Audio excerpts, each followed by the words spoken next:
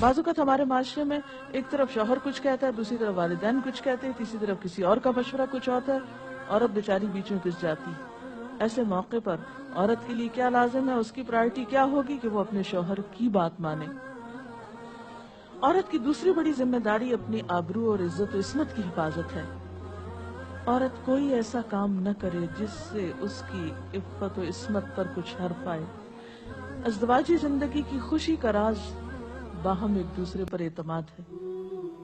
اگر کوئی بھی ایسا کام عورت کرتی ہے جس سے شوہر کے دل میں شک ہو جاتا ہے، اعتماد ختم ہو جاتا ہے، تو اس سے ازدواجی زندگی کی خوشیاں ختم ہو جاتی ہیں۔ یہ اعتماد بے حد ضروری ہے، اور اس کے لیے اپنی عزت عصمت کی خصوصی حفاظت۔ نبی صلی اللہ علیہ وسلم نے فرمایا، عورت جب 5 وقت کی نماز پڑھے، اپنی آبرو کی حفاظت کرے، اپنے شوہر کی فرما بردار رہے، تو وہ جنت کے جس دروازے سے چاہے داخل ہو جائے۔ اسی لیے شوہر کی اجازت اور مرضی کے بغیر گھر سے بھی نہیں نکلنا چاہیے۔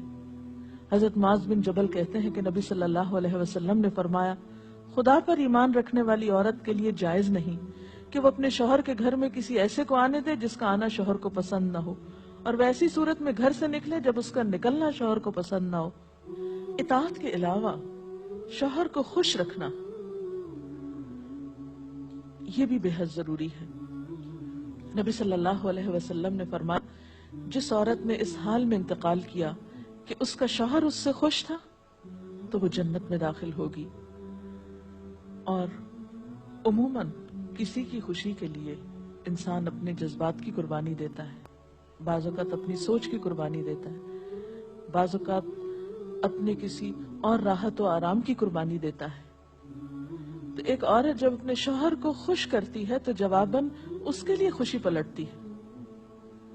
اس لیے گھریلو زندگی کی خوشی کا انحصار اسی بات پر ہے کہ دونوں ایک دوسرے کے لیے قربانی کے جذبات رکھتے ہوں، ایک دوسرے کے لیے رحمت اور ایک دوسرے کے لیے مودت کا ذریعہ ہوں، جیسا کہ قرآن پاک میں شادی کا مقصد ہی یہ بتایا گیا کہ دونوں کے درمیان باہم مودت اور رحمت کے جذبات ہوں، ایک دوسرے کے لیے سکون کا باعث ہوں، تاکہ انسانی زندگی بہترین طریقے پر رواں دواں رہے۔ اسی طرح شوہر سے محبت کا اظہار کرنا، اس کے ساتھ وفادار رہنا، اس کا احسان ماننا، یہ بھی بے حد ضروری ہے۔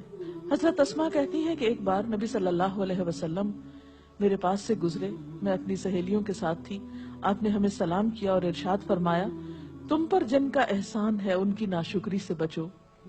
تم میں سے ایک اپنے ماں باپ کے گھر کافی دنوں تک بن بیاہی بیٹھی رہتی ہے، پھر اللہ تعالیٰ اس کو شوہر عطا کرتا ہے، اولاد دیتا ہے، اور ان سارے احسانات کے باوجود اگر کبھی کسی بات پہ شوہر سے ناراض ہوتی ہے تو کہہ اٹھتی ہے، میں نے تو کبھی تمہاری طرف سے کوئی بھلائی دیکھی ہی نہیں۔ تو یہ جملہ ناشکری کا جملہ ہے جو عورت کو نہیں بولنا چاہیے۔ قیامت کے دن اللہ تعالیٰ اس عورت کی طرف نظر رحمت اٹھا کر نہیں دیکھے گا جو شوہر کی ناشکری ہوگی۔ اور آخری بات یہ کہ عورت کے اوپر لازم ہے کہ وہ اپنے گھر بار، مال و اسباب اور اپنی ذمہ داریوں میں شوہر کی مددگار رہے، شوہر کی وفادار رہے۔ آپ صلی اللہ علیہ وسلم نے فرمایا، قریش کی عورتیں کتنی اچھی عورتیں ہیں جو بچوں پہ بہت مہربان اور شوہر کے گھر بار کی حفاظت کرنے والی ہیں۔ آپ صلی اللہ علیہ وسلم نے ایک اچھی عورت کی خوبیاں بیان کرتے ہوئے فرمایا، مومن کے لیے خوف خدا کے بعد سب سے مفید اور باعث خیر نعمت نیک بیوی ہے۔ اور نیک بیوی کون؟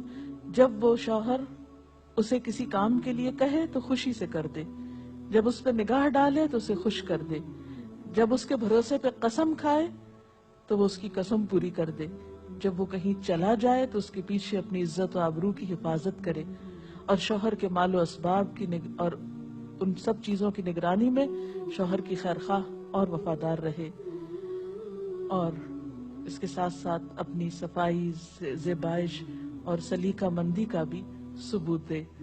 اس سلسلے میں اگر آپ کے ذہن میں مزید کچھ سوالات ہوں تو آپ کر سکتے ہیں۔ اگر والدین اور شوہر دونوں میں سے کسی ایک کی بات ماننے کا جیسے وقت ہو تو پھر کس کی بات پہلے مانی جائے؟ شادی کے بعد شوہر کی بات ماننا زیادہ ضروری ہے بنسبت کسی اور کے، کیونکہ واضح طور پر آتا ہے کہ عورت شوہر کے معاملے میں کسی دوسرے کی بات نہ مانے۔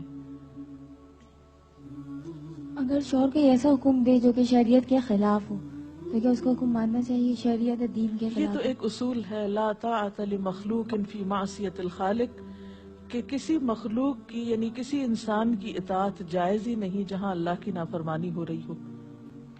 یہ تو ایک واضح اور طے شدہ بات ہے، اس لیے جہاں اطاعت کی بات ہوگی وہ معروف میں ہوگی، نیکی اور بھلائی کے کاموں میں ہوگی، شر میں اور برائی میں نہیں ہوگی۔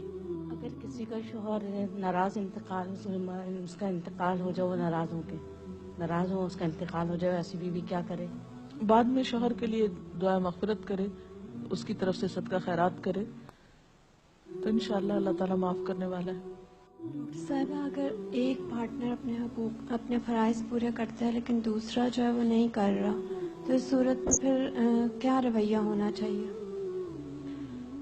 اس میں یہ کہ حسن سلوک کے ساتھ دوسرے شخص کو توجہ دلانی چاہیے کہ وہ اپنے حقوق پورے کرے، کیونکہ تالی دونوں ہاتھوں سے بجتی ہے۔ ایک شخص کب تک اچھا سلوک کر سکتا ہے اگر دوسری طرف سے اچھا سلوک نہ ہو؟ لیکن یہ یاد رکھیے کہ انسان بد اخلاقی کے ساتھ نہ کسی کا دل جیت سکتا ہے، زور زبردستی کے ساتھ کسی سے اپنے حقوق نہیں منوا سکتا۔ وقتی طور پہ ہو سکتا ہے کوئی پریشرائز ہو جائے، لیکن کسی کے دل میں اپنی جگہ نفرت یا سختی سے نہیں بنائی جا سکتی، محبت کے ساتھ ہی بنتی ہے۔ اس لیے صبر سے کام لینا چاہیے، اس معاملے میں جلد بازی نہیں کرنی چاہیے، اور دوسرے کو اپنے اخلاق کے ساتھ درست کرنے کی کوشش کرنی چاہیے۔